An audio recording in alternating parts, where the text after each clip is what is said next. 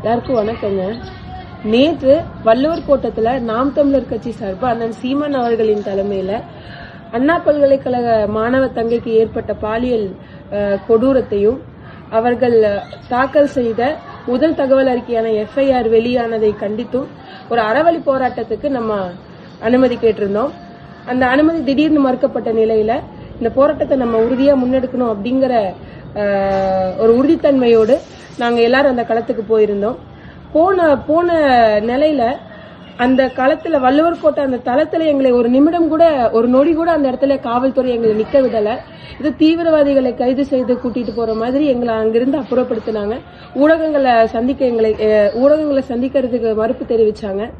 அண்ணன் சீமான் அவர்கள் கார் நின்ன உடனே கார்ல இருந்து அப்படியே அரெஸ்ட் பண்ணி மண்டபத்துக்குள்ள கொண்டுட்டு போய் அடைச்சிட்டாங்க. காவல்துறையான ஏவல் துறைக்கும் இந்த ஆளுங்கட்சிக்கும் நாங்க நாம் தமிழர் கட்சி சார்பா ஒன்று நினைவூட்டணும்னு நினைக்கிறோம்.